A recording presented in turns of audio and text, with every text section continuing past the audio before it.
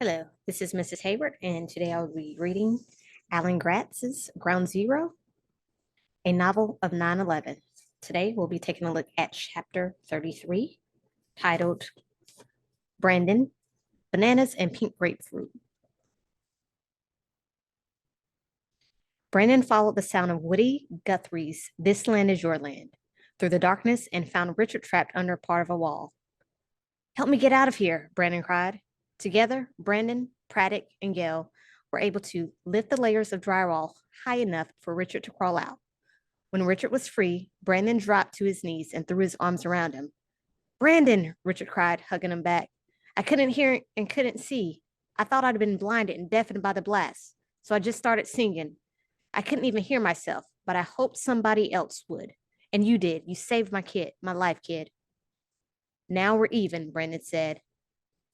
He wasn't sure Richard heard him, but he'd make sure he told him again later.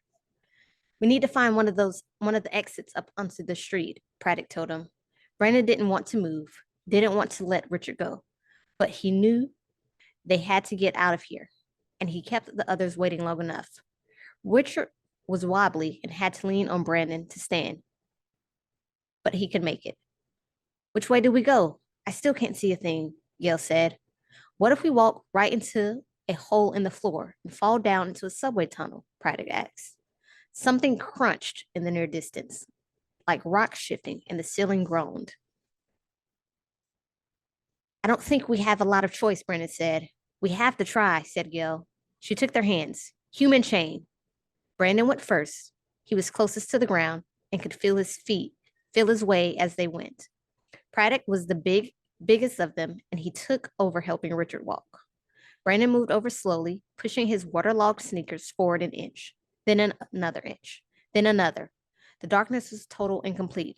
Braddock was right. The blast might have blown holes in the floor. Would he stumble into a hole and fall to his death? Walk straight into a broken window and slice himself into pieces? Brandon had to fight down his panic. The only way out of here was if they all kept their cool. Brandon kicked things as he went. Broken glass, pieces of drywall, wet clothes, soda cups, shoes, boxes with unknown things in them. He called out warnings about obstacles to the others when he could. Without his sight, Brandon focused on his other senses. He reached out with his hands, but also listened for clues in the sound of the water at their feet and the creaking of the building. He used his nose, too.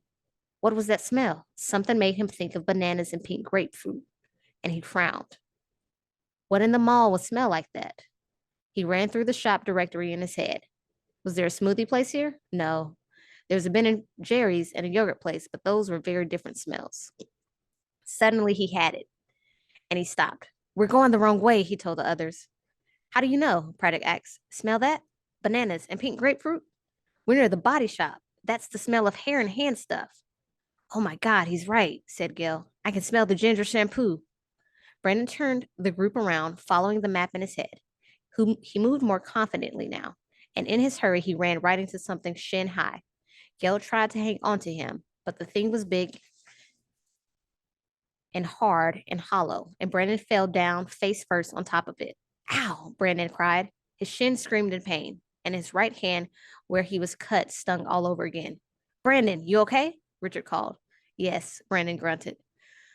A fuzzy, wet fur ball bumped into his arm in the water, and Brandon jerked back in disgust. A rat. New York City was full of rats. There had to be a bunch of them down here right now, trying to survive like Brandon and the others. The thought horrified him, and he scrambled to get away. In his panic, his hand brushed another of the fur balls, and he felt its big fingers. Its big fingers. Brandon put his hand back out in the darkness, afraid but curious, and felt for one of the furry things. It had arms and legs and big cloth eyes and teeth, and a tag sewn into the side. Brandon sagged with relief. He would have laughed if he hadn't been so afraid. He'd been frightened by a harmless stuffed animal. Gail helped him back to his feet, and Brandon ran his hands over the big, hollow thing he'd run into. It had all kinds of weird curves and contours, and was slick and cool and smooth, like fiberglass covered with a varnish. What was Brandon touching?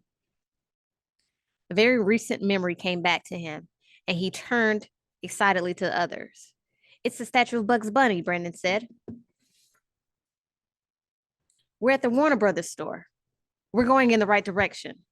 They couldn't get past the debris near the sunglass hut, but Brandon knew there was another way around, past the Feli store with its sportswear and sneakers. That would take them right to the exit of Vesey Street, next to the Dwayne Reed. They could get out there. Brandon told the others the plan, and they were off again. Brandon went slowly, aching slowly, but he wasn't eager to repeat his Bugs Bunny collision with something that could be a lot more dangerous, like the railing to the path escalators. Deet, deet, deet, doot, deet, deet, deet, doot. The sound of a cell phone out in the darkness made them all jump, then stop in their tracks. It's a Nokia, said Braddock. My wife has one just like it. She's not here, thank God, he added. Deet, deet, deet, deet, doot, deet, deet, deet, doot. The phone kept ringing. What do we do? Brandon asked. See if you can go get it, Richard told him. Deet, deet, deet, doot, deet, deet, deet, doot. Brandon changed course, veering slightly off to the left. He got closer, closer, and then the ringing stopped. He froze and waited. Do we? He started to ask, and then deet, deet, deet, deet, doot, deet, deet, deet, doot. The phone started ringing again. Brandon homed in on it in the darkness, leading the human chain closer and closer, inch by inch, until his foot ran into something big and hard. He put his hands out and felt around, and Gail and the others did the same. Deet, deet, deet, deet, doot, deet, deet, deet, doot. The phone was buried under a pile of rubble, along with whoever had been carrying it. I think I found a part of the ceiling, but I can't lift it, Braddock said, straining. I can't even see what to lift, said Richard. We have to leave them for the rescue workers when they get here, Gail said quietly. If they get here, Brandon added in his head. From the way no one spoke, he wondered if they were all thinking the same thing. They came together again in their human chain, and Brandon led them away while the phone continued to ring behind them. Dee dee dee doot, dee dee dee doot. Somebody somewhere outside the towers, desperately dialing a number again and again that would never be answered. A few minutes later, Brandon found the corner of what he guessed was the Feli store. When he made the turn into the next hallway, he saw a small fire in one of the restaurants down the way. It was a Sbarro. Brandon had taken them the right way. We're almost there, Brandon told his friends. They inched closer. The fire wasn't big, but it was a beacon in the darkness. Probably a grease fire, Brandon thought, like the one he'd seen that morning in windows on the world. The last time he'd seen his dad. He swallowed the memory. He had to focus on getting out, leading his friends to safety. A pile of debris blocked the exit up to Vesey Street, but there was enough light from the fire to the Sbarro to pick their way up and over the rubble. When they were there on the other side, they could see daylight at the top of the escalator. We made it, Braddock cried. Brandon wanted to sink to his knees in thanks and exhaustion, but they couldn't stop yet, not when they were so close. Still holding hands, they hurried up the stairs toward the sunlight at the top. They came out on Vesey Street, right across from the post office, and laughed and cried and hugged each other. They were out of the mall, out of the Twin Towers, out of danger. They had survived. But something was wrong, very, very wrong.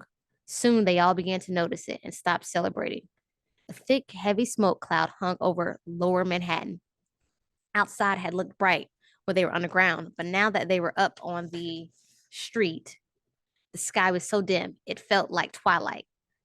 It looked too like somebody had driven a tank through the city. Trash cans and cars were crushed, lamp posts were bent, bus stops were broken, and trees were shattered, and everything was covered with a fine light gray dust. A fire truck and an ambulance parked in the middle of Vesey Street were coated in the same stuff, their weird lights still flashing underneath the thin layer of gray.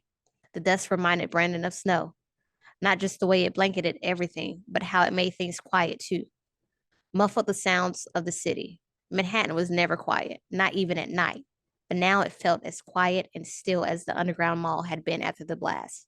Something else was wrong too. Where are all the people? Gail whispered. There were footprints in the dust, but the streets were empty. There were always people in Manhattan, millions of them. Now there were none. Braddock turned and took a step back. Oh my God, he whispered. Brandon looked up. It took his brain a lone moment to process what he was seeing, or what he wasn't seeing. what was supposed to be in the big empty slice of the Manhattan skyline, but wasn't there anymore. The South Tower of the World Trade Center was gone. The whole 107 floor skyscraper had collapsed.